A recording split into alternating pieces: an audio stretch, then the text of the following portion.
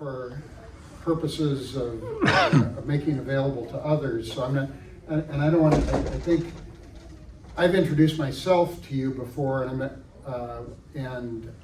I'm told it's a good idea to do a brief introduction for purposes of this third session. I'm going to give you the nutshell version of my introduction. I'm David Moore. I'm a lawyer by profession and a theology guy by hobby, and have an interest in issues of church and state.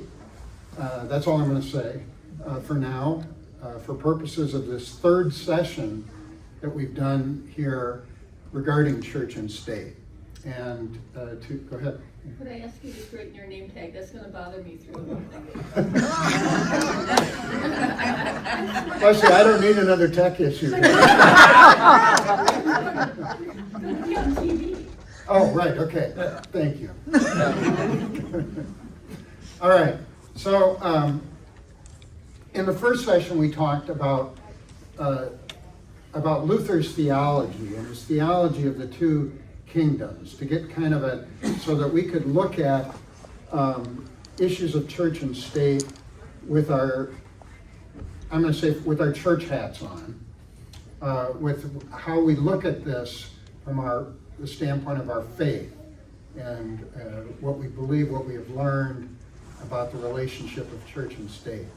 In the second session, I put on my lawyer hat and asked you to put on your American citizen hat and to look at the First Amendment, which I hope for some of you might have been a little surprised as to how much stuff was packed into that First Amendment, including the provisions regarding religion in particular.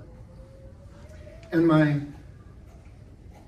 thought, I intentionally left this third session a little bit fluid because I knew that I wanted to see how the discussion went, and quite frankly, as we know, every week something new is going on here in terms of, I'm going to say, relationship of church and state. So I wanted to keep it current in a real sense of the word. I'm going to, in the first session, I kind of asked some questions, and I recorded them here, thoughts that you had, or questions you had about church and state. And these were, no, I'm not even going to, not going to put the slide up. Questions you would like to ask about church and state without putting up the questions that were asked during the first session that I recorded. Anything in particular that you'd like to talk about. Again, it was my intention to keep this fluid so that we could talk about what's important to us in discussing church and state. Any thoughts that come to mind before I put up what we talked about in the first session? Let's see, go ahead. I have one question. I was not at your second session. So the question is, church and state, is it freedom of religion or freedom from religion? Because I know that's a big debate all the time. You're looping right, that perfect segue. Thank you. Okay, 2 and 3. I'm going to go through these. No, you said so. The question was asked: what freedom of religion? What do we mean by that? And then there was the phrase freedom from religion, which I associate with the Freedom from Religion Foundation, which is based in Madison, which I've dealt with professionally a few times in my career. And so we'll talk about that, if that's okay. This one up here, I think Steve, this came from you. You said, and correct me if I'm wrong, one nation under God, if that's what we say, I'm paraphrasing, of course, but I think what you were saying is, how do our values live up to that? Is that fair? Okay, so that theme. And this is a theme, I'm not sure, I mentioned it briefly. I know in particular, Peg has mentioned it to me, Christian nationalism. And I'm going to tell you, Pastor Michael said yesterday was Synod Assembly in Middleton, and there was a good deal of discussion about Christian nationalism. We'll talk about, that's a loaded phrase, I understand we need to talk about that in context. But let me ask you, now that I've shown you these things, and now Brian keyed into exactly what, one of the things we were talking about, what other thoughts that come to mind as you read these things, or as you think about this topic of church and state, as you've thought about it in recent days, weeks, months? Or is this enough for today? Yeah, so let me what I'm going to do, if it's okay, is begin with that first bullet point and kind of turn that a little bit and ask this question: what are the Christian values, that is, values that we associate with ourselves as Christians, that we would like to be reflected in our national identity? What are the values that you would categorize as Christian values that you would like to be reflected in your national identity? Okay. My issue with the whole question is that I don't think those values are exclusively Christian, but they are Christian. Right. Okay, so let's assume that, let's say, so Peg's comment was the values are, that are not necessarily exclusively Christian, that we might categorize as Christian, and that's okay for this part, wherever they come from. If you view them as Christian values, what would you like among those values to be reflected as a nation or as a citizen? That's my question. Yeah. Things like kindness to others, Kindness, okay? opportunity for all. Opportunity. Okay, Opportunity okay. for all. Okay. Equal opportunity. So that the Christian value, I think it's a Christian value that no one of us is better than another. So the opportunities available to us ought to be open to all. can I You can paraphrase paraphrase what you that want. to, we are all children of God? Sure. Okay? All right.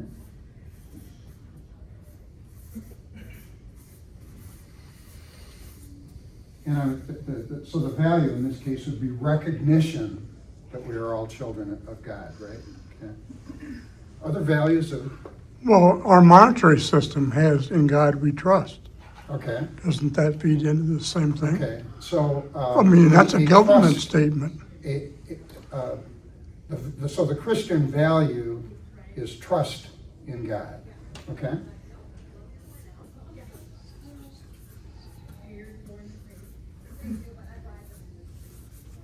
Other Christian values? I keep thinking of the mantra of our, when I first started teaching school, in a small Catholic school in Beloit, and it was love, care, and share. Okay, So. Love. Love, care, and share. that all works each way. We're gonna put them right on the list, right? Love, care, share. Now, granted, it was first and second grade, but I think we can go through life. Yeah, no, Should. good rules, okay. the values. Any others that, About justice or fairness? justice, okay. We talk about justice in our faith a lot, don't we? Yeah. And you just said justice and fairness. Justice, trying to think. Yeah, I'm wondering whether those are redundant or not. Maybe not necessarily. Equal justice. Yeah, equal. Equal fairness and justice. Okay. And this really comes in with the children of God concept, the other part of what I think Peg was saying, the equality, right? We view equality, we're saying that we would express that as a Christian value.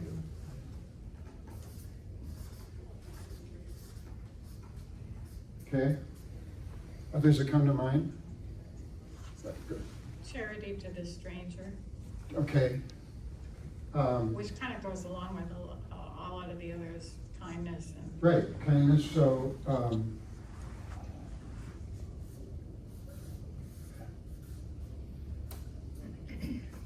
charity and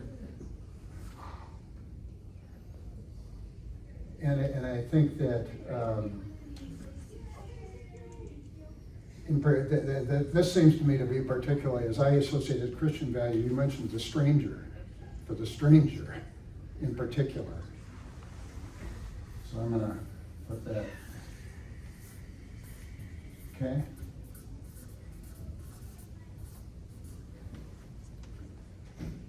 Long list. So if we understand, to go back to Peg's point, these are not necessarily exclusively Christian values. Any of them that you would view as exclusively Christian? Yeah, probably not. But we say these are values that we form and that we bring to government, or we would like to see reflected in government. Okay, so let's talk for a moment, and I'm not gonna, to be clear, I wanted to, this is a time for us to talk amongst ourselves about these things. So I have things that I can talk about, but I want to be certain that we're addressing what you're thinking here as we talk about issues of church and state. And I want to go to freedom of religion.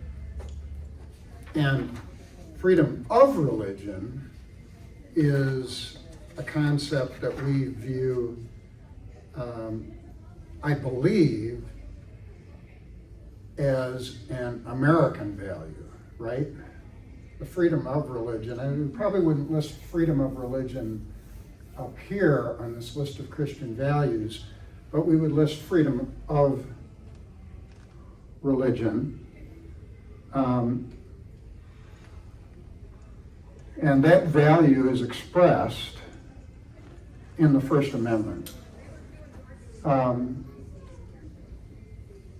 This is the First Amendment, for those of you who weren't here last week, which says, Congress shall make no law respecting an establishment of religion or prohibiting the free exercise thereof, or abridging the freedom of speech, or of the press, or of the right of people peaceably to assemble, or to petition the government for a redress of grievances. All that packed into the First Amendment. And we notice at the beginning, there are actually two clauses regarding religion.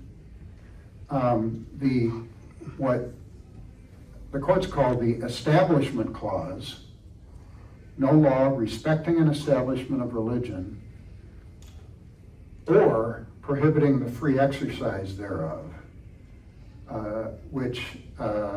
that's our expression of freedom of religion, as I understand it, as it is actually built into the Constitution of the United States as amended by the Bill of Rights, which includes the First Amendment that says all that. And this was the one I mentioned last week in talking about when I was years ago doing a class at Parker High School. I asked the students, what do all those things have in common? And why are those all bunched in together? Why do you think that the founders decided to pack all of that in there? And there's one of those of you who are teachers, the profound answers that I thought was profound that took me back to my heels. A young woman put her hand up and said, "Those are all the things that make me who I am." Wow, hadn't thought of it that way. But in terms of combining our faith, our ability, and our right to peaceably assemble, as peaceably assemble here, and decide who we are and who we want to be. So, freedom of religion. And I guess I'll just say comments on that is how you think of what we mean when we say freedom of religion. Anybody want to? How would you think in terms? How does that affect what we do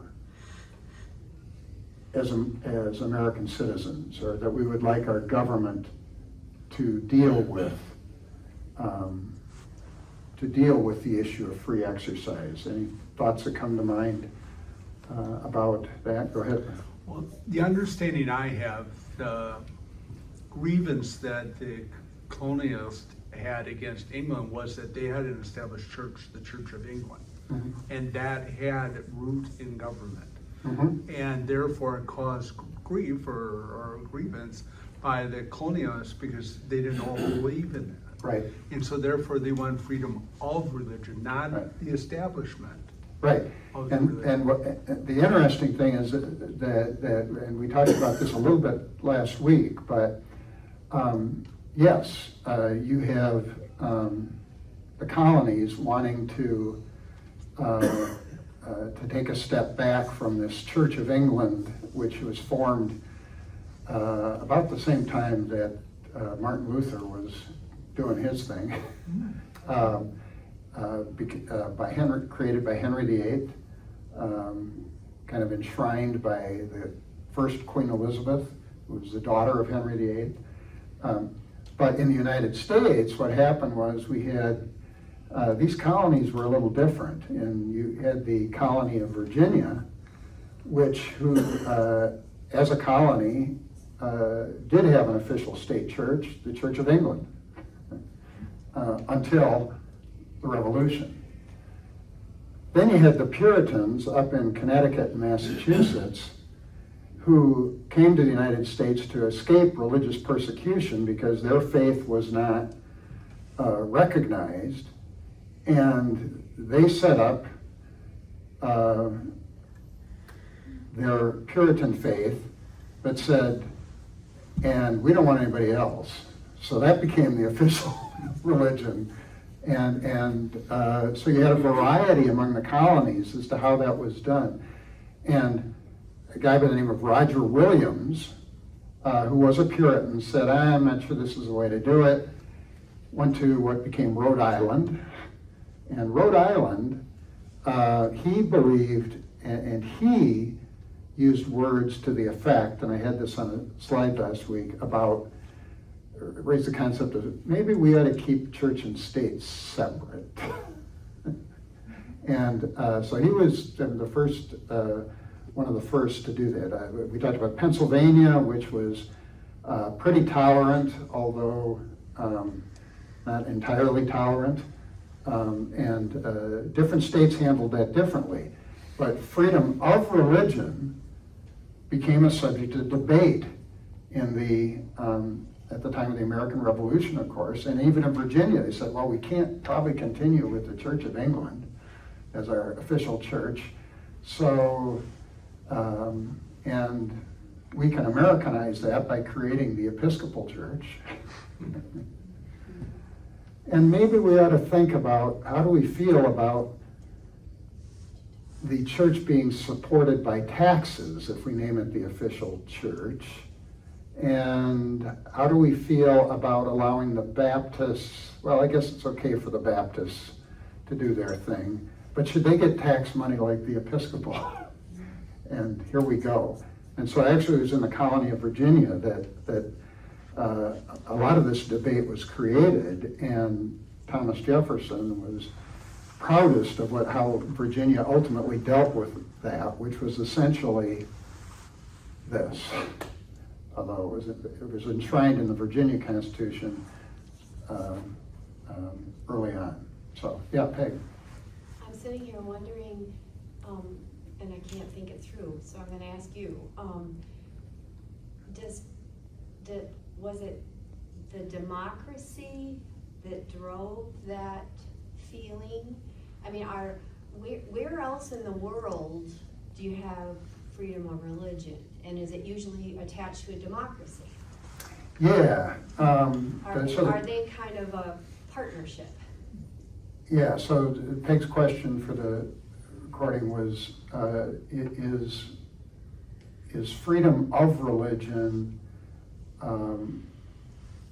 a democracy-related concept, or can it be, is it found in other forms of government? Did I paraphrase your question? Yeah, because I mean, I think about France had an official church, and I mean, all of the kingdoms and all of the, you know, Right. so until we were a democracy, were we pretty unique? And is this also fairly unique and attached? But other like Canada would now be like us. Right. So Yeah. are other democracies like us mostly? Yeah, well, I mean, you can talk about England. England still has an official I know. church, Well, yeah. but it's not to the degree. They're not really- You can still run for office. You don't get persecuted. Yeah. But so I think it's a good question. To what extent is this democracy a driver of the concept of freedom from religion? And I'm not sure that I know the answer, but my observation is that this grand experiment that our ancestors in the colonies lived, and I say experiment because again, different states were doing different things. How do we feel about this? And the result of all that, when they all got together in constitutional convention, was maybe we ought to just kind of be careful about how we do this church and state thing. So I think that's the best. To me, it's related democracy in that sense. The more people think about how they want to interrelate with other people and have the freedom to do that, the more I think that the freedom of religion concept arises. But I mean, other people who know a lot more about this than I do might say that differently. But yeah, so the United States, having enshrined this concept. Now, the other thing I said last week, though, I'll point out, is that the states, as the states were developed, as Wisconsin came into being, they took the lead in freedom of religion. So what you see is the states actually going farther, saying in attempting to separate church and state, and they were out ahead of the federal government. I know I'm reviewing a lot of things that we talked about last week, but I know some of you weren't here. One of the things to note about the First Amendment, it says Congress shall make no law. It doesn't say cities and states can't make a law. And the reason that now is deemed to apply to states as well, that trumps any state, no pun intended. The reason that trumps the state state law is because within some of our lifetimes, the Congress or the Supreme Court concluded that because we adopted the 14th Amendment right after the Civil War, right, which that's the one that has due process, equal rights, which we wanted to apply to all citizens of all, whether they were slaves or previously slaves or not. And that provided that the privileges and immunities due to citizens in one state were due in other states. The United States Supreme Court decided they adopted what's called the incorporation doctrine. And what that meant was, because we adopted that 14th Amendment right after the Civil War, and because it says what it says about due process and privileges, immunities, and equal protection, that 14th Amendment means that most, and ultimately virtually all, of the Bill of Rights, including this one, applies to the states, because that's what we mean. It has to apply to the states as well. And that's the doctrine of incorporation. That's why, as a matter of law, if you go to the Supreme Court, they will say, oh, the state adopted that law with an official religion? No. The United States Constitution overrides that. So that's where that concept comes from, and why, even though this says Congress, it applies universally to government in whatever form. So that's freedom of religion. I'm not going to go immediately to freedom from religion because, well, just because. But I want to talk in particular about Christian nationalism. And so Peg actually reminded me that Pastor Dick Englert had done some great work on this. Pastor Dick Englert used to be at Faith Lutheran Church in Janesville, and he's now at Sugar Creek Lutheran in Elkhorn. And he was a teacher of mine when I was in lay school. I don't know if you were as well. A great thinker. And he did some stuff on Christian nationalism just a couple of years ago, and Peg provided me with some of the little essay that he had written and used as a study. And I saw Dick Englert yesterday and told him I was going to use his stuff and asked him if it was okay, and he laughed. So anyway, this is Dick Englert's stuff, but with which I think with which I'm fully in tune. I'm going to put up here also a slide that we used in the first class. And we talked about the flags,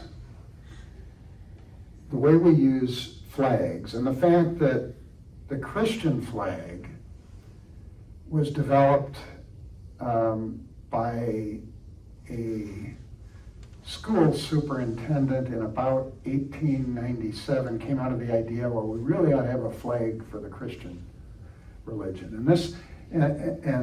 And ultimately, this was adopted by the predecessor of the National Council of Churches, and now, when you walk into our sanctuary, and I ask the question, which one's on the right? Christian flag. Christian flag.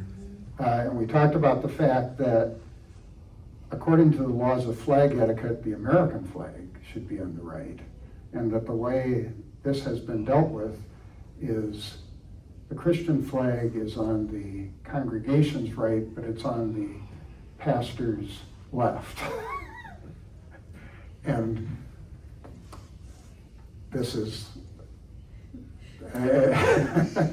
you can go wherever you want, but what's happened is, I think, and this is an issue that's been talked about before, the use of the flags in the worship space creates the question, when we, flag etiquette, anybody who's, I haven't been in the military, but I suspect some of you have, or in Boy Scouts, you learn flag etiquette, right?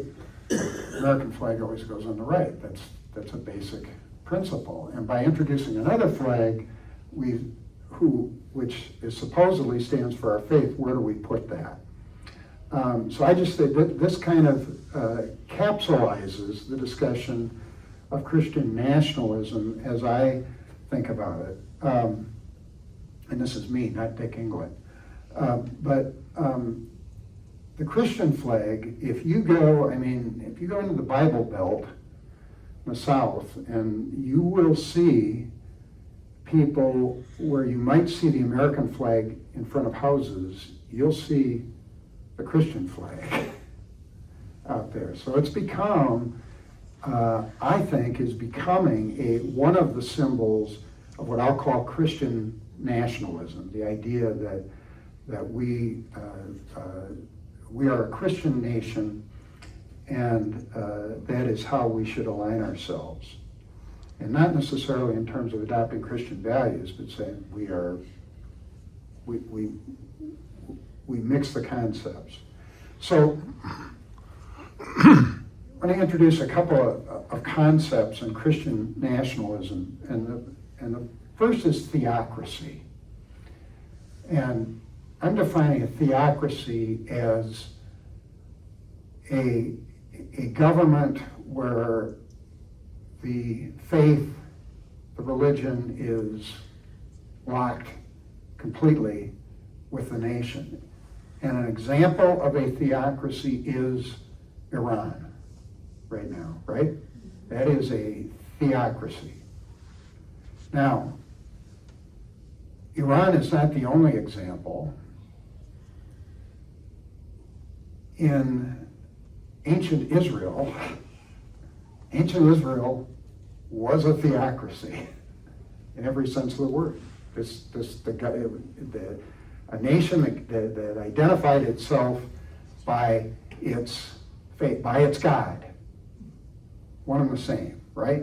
So it's not a new concept, but it is distinguished. I think most of us would agree that the United States was not set up as a theocracy. Right? Now, the other, and I'll say that it's actually religious nationalism, that's, in that sense, is the same thing, right? Where the nation is defined by the religion. American civil religion, and this is Dick England's phrase, is we know, because we have grown up here, that we say in our, well, some of us used to, I don't know if anybody here was, when they went to school, did the Lord's Prayer at the beginning of classes. There are places in the United States, I don't think I recall that, but in the 1950s, we did insert the phrase "under God" into the Pledge of Allegiance, right? And so we created this concept of under God. Created is the wrong word. That was introduced for going back to the founders, when the president takes the oath of office, puts his hand on the Bible. What's that all about? And what Dick says, and I think other authors have said, is that we have adopted kind of a civil religion, which is kind of an identity marker. But we don't go too deep into that, right? the Bible, okay. In some courts, not in Wisconsin, but the Bible is used to, when I, as a lawyer, would go out of state to do a deposition, when the court reporter would pull out a Bible for the witness to swear on, that was, oh, okay, yeah. When you administer an oath, you'll see it both ways in Wisconsin. I do solemnly swear that do you solemnly swear that you will tell the truth, the whole truth, and nothing but the truth, so help you God? You don't have to say it that way. And I actually had, this was recently, I'm a court commissioner, which is a junior judge type thing where you do little proceedings, but the person I was about to swear in said, just so you know, I don't swear. And this was, I assume, a fundamentalist Christian. He said, well, affirm. I said, I get it. Do you solemnly affirm that you will tell the truth, the whole truth, and nothing but the truth? And that's, I'd seen that before. Again, really, what do we mean? What do we intend when we take an oath as part of our government proceedings? Is that so we kind of mix this in, and that's what Dick is talking about when he talks about American civil religion. We've always had that sense, and it's kind of built into us. But that's different from theocracy, animacy, religious nationalism. I mean, we also have, our national holidays, right? Christmas is a national holiday. And there would be armed rebellion if that were changed. And that's part of who we are. The ceremonies, the swearing in. Now, when we talk about nationalism, I'm using the word nationalism, and there is another word that we use, patriotism.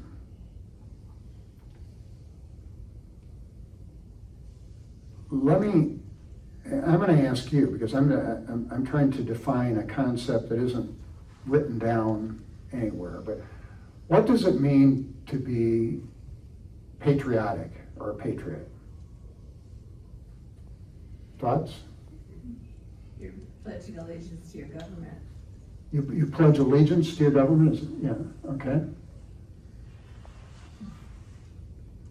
Any other thoughts? What do you mean when we say we're patriotic? You think of revering the flag? Okay, revering the flag. Okay, so we or respect for the flag is a patriotic act, and I'll suggest that it is a patriotic act to do what is in the best, to do what we believe to be in the best interests of our fellow citizens, right? Fair enough. I mean, those who serve in the military, patriots, right? Doing what they believe, and appropriately so, to be in the best interests of their country and their fellow citizens. Other thoughts on what it means to be patriotic? American first. American first? Buying American products. first, okay, all right. All right. Let me, go ahead, Taylor. No, that was me being, I made a sound, and I thought, whoa, I just fell off the plate there, so. Okay, so you wouldn't list that as patriotic. Well, I know that it can be considered that, but it makes me think that I just lost my footing as a patriot. Okay. And maybe that might be consistent with nationalism as opposed to patriotism. Yeah, I don't know, Yeah. Sorry, I'm doing a segue again. but- Yes, go for it. Yeah, so I would say, and I think that's an interesting concept when we talk about buy American. It's a very Janesville concept. Oh, buy cars built in Janesville? Was that? Yeah, we learned that very quickly when we came to town in the 1970s. Those of you who were natives. But and I don't want to belabor that point, but it is kind of a transition point. How about America First? Patriotic concept, or what I'm going to call a nationalist concept? Nationalist. It's nationalist. Nationalist, okay. Thoughts on that? How do we feel about the phrase America First? I think it feeds into that whole concept of American exceptionalism. And people think, Okay. well, America first because we're America. Right. And, you know, why is that? Is that because of our form of governance and how it developed? Right, Or is that, yeah, so for the recording, American exceptionalism is another phrase that, and that's the concept that America's exceptional, so, go ahead, Steve. I just don't think that squares with Christian values, because it seems like they're really opposed. Nationalism, America First, where Christian values Yeah, are. not on the list, it's It's not on the list, no. Yeah, okay, go ahead. When I hear American First, I think that's leading down the path of isolation. Yeah.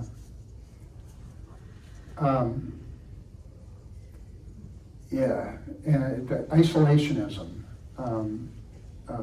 America First and America Always and America Separate. There was another phrase that came into being. So I graduated from high school in 1971. I think everybody here was around during the Vietnam War. And I know where I am now, but I try to remember where I was then.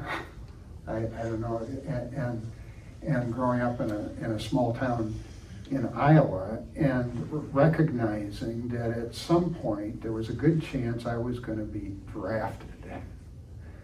And how would I handle that as I was transitioning from church to high school to college? And the phrase that came out that became a polarizing phrase was, "My country, right or wrong." And how I feel about that now is different from how I felt about it then. And as somebody who was going through the thought that my life is about to turn depending on what happens in Vietnam. This was and I was, the age of the young lady we saw up on the screen in high school. And I think about what I thought at that time, and it was a moral crisis for me. And some of us handled that differently than others. Anyway, so that's what I'm distinguishing between patriotism and nationalism. And when we talk about Christian nationalism, or what is identified as Christian nationalism, bringing the issue of Christianity into nationalism. When we talk about religious nationalism, incidentally, not necessarily limited to Christian nationalism. Nationalism as a conscious combination of faith and God, my faith and my God with my nation. so that I may think God is on the side of my nation and not that other nation. If you attack my nation or my tribe,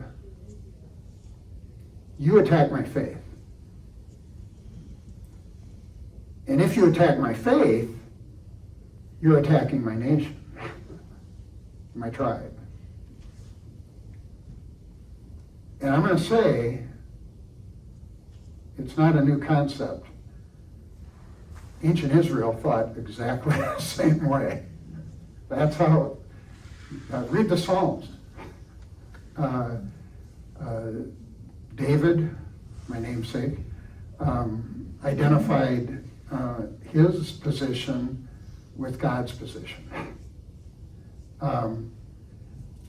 So, not a new concept. I think that for fundamentalist Christianity, the concept that what I view personally as fundamentalist Christianity has decided that America is the chosen nation, just like David's Israel was. And that's what I think that we're dealing with now, removing the distinction between God and nation. God is the nation. That's Christian nationalism as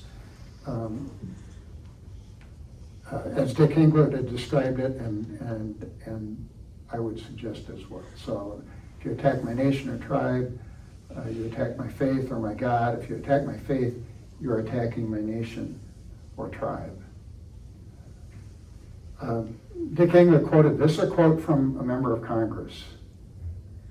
"The church is to direct the government. The government is not supposed to direct the church. That is not how our founding fathers intended it." I suspect the second sentence is not a problem for most of us. The first sentence, the church is to direct the government. When we talked about Luther's theology of church, doctrine of the two kingdoms, he said, the church is at God's right hand, and the government is at God's left hand. They are both under God, and they exist in tension with each other. That's Luther's theology. I use the analogy when they're in tension with each other, when a string is held in tension and you strum it, it makes music. When they come together, there's no more music. So that's my imagery for what we're talking about. But that concept that the church is to direct the government is not consistent with Luther's theology. You can decide whether that it is with your own. That God directs the church. And I'll say, go ahead. Well, whatever happened to Jesus' statement, render to Caesar what is Caesar's and to God what is God's. That's good theology. He clearly separated the two. Yeah, the statement is render unto Caesar, Jesus' words, render unto Caesar that which is due to Caesar, and unto God that which is due to God. I'm paraphrasing Jesus now, but which we do all the time, which we're supposed to do. So, and for that reason, Pastor Dick Englert said, he said, Christian nationalism is heresy. It is not consistent with the faith that I've grown up in. So that's Christian nationalism. I'm going to turn, in the time we have left, any other questions about or comments on Christian nationalism? If not, I thought I might turn to that last question that Brian raised and it was on the chart. Freedom from religion and how that fits into our thinking. And what I did, freedom the concept of freedom from religion. And for me, freedom from religion, I think the Freedom from Religion Foundation, I know, dealt with them. They're based in Madison. Annie Laurie Gaylor, you remember? Or Ann Gaylor, which is the mother and which is the daughter, created this foundation. And the Freedom from Religion Foundation would say, if you go on their website, it's some really interesting reading. And I'm recognized, as I've looked at that when you talk about freedom from religion, it depends on how you're defining religion. The idea is that our constitutional principles allow us to be free from religion. If you go on their website, and if you understand their idea that religion is a belief in superhuman powers, especially in a god or gods. I think if you look this up on the internet, that's a religion, a belief in a superhuman power.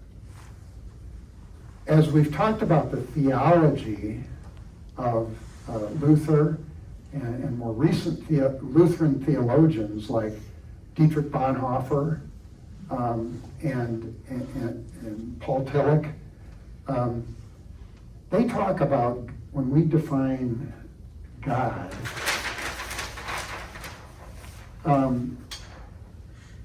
when they talk about God, they talk about God as that which is beyond our knowing and which we seek to understand, but cannot understand, and we recognize the mystery of the life in which we live. The things that we cannot understand, like the infinity of space and the infinity of time. That's how they, Tillich and Bonhoeffer talk about that we kind of place, they call it the ultimate, the things that we do not understand, but that we seek to understand. We spend a lot of our lives trying to understand, right? And we place, and we identify that with God. And as Christians, we identify God. God looks just like Jesus Christ, right? That's what God looks like in human form. So I give you that little theological preface. If we understand that in our religion we seek to, we do our best to try to answer these questions that we don't fully understand in the world in which we live, and we use as our model Christ, the words of Christ. So we kind of think of religion a little differently from the Freedom from Religion Foundation. They interpose civic religion on the one hand, that they oppose it with what the phrases use, secular humanism. That secular humanism provides us, we need to stay away from religion because religion diverts us into Christian nationalism. That's where they're coming from. And as I read that stuff, I hear you. I hear you. For them, if you go on the Freedom from Religion website and start looking at what their values are, as opposed to what they have to say about what they call religion, you'll see things like this. So as I'm looking at this stuff, I'm thinking, maybe I need to not listen to everything they're saying, but listen to some of what they're saying. Because they say things like this. I think the way they understand religion or God. There's a band, they have a band that's kind of their theme band made up of members, which they call Godless Gospel. Pretty interesting. And there's nothing, in some of the stuff that they say, you would think, wow, this is coming right out of familiar territory. Freedom from Religion Foundation says, the purposes of the Freedom from Religion Foundation, as stated in its bylaws, are to promote the constitutional principle of separation of state and church and to educate the public on matters relating to non-theism, they call it.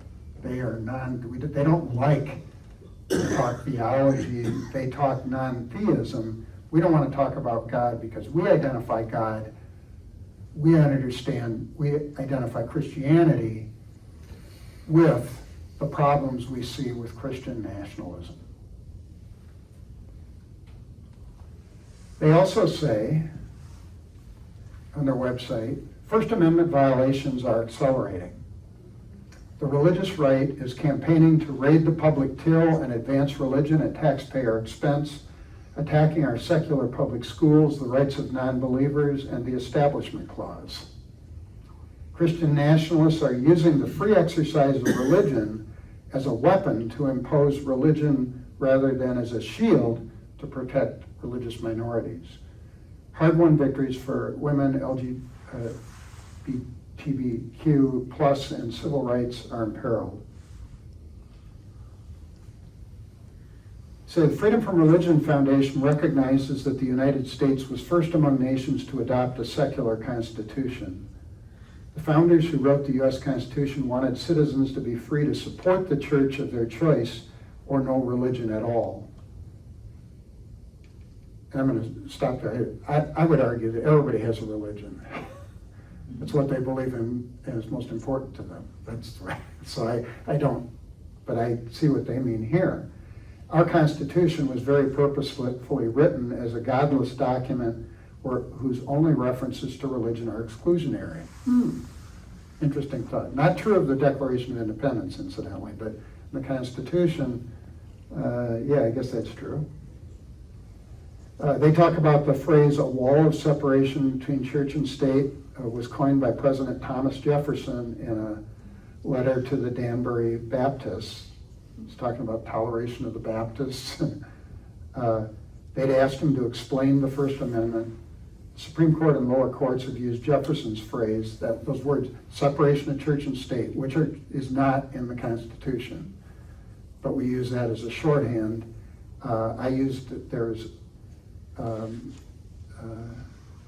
There's other references to that wall of separation.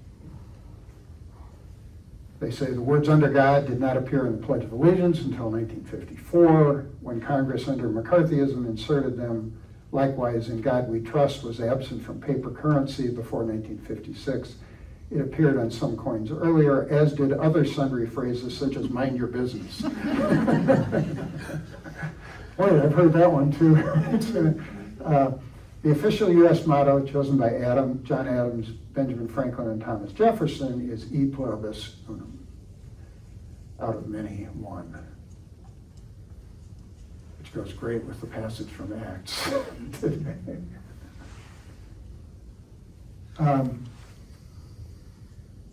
And they go on to say, ignoring history, law, and fairness, many fanatics are working vigorously to turn America into a Christian nation. Fundamentalist Protestants and right-wing Catholics would impose their narrow morality on the rest of us, resisting women's rights, freedom for religious minorities and unbelievers, gay and lesbian rights, and civil rights for all. History shows us that only harm comes of uniting church and state. And they say America's never been a Christian nation. Then they quote Ann Gaylor. There can be no religious freedom without freedom to dissent. That's their concluding line. So that's the Freedom from Religion Foundation. And the concept is one that's worth talking about and listening to, because the theme is not that you can't have religion in government, is that that is used to leave values out of government. And that's turning the concept on its end. So I guess, anyway, thoughts and comments, I talked too much on that, but I wanted to kind of give you that freedom from religion stuff. And you can look up their website. There's a lot of stuff on there, some of which you will not agree with, some of which you might. So, any other thoughts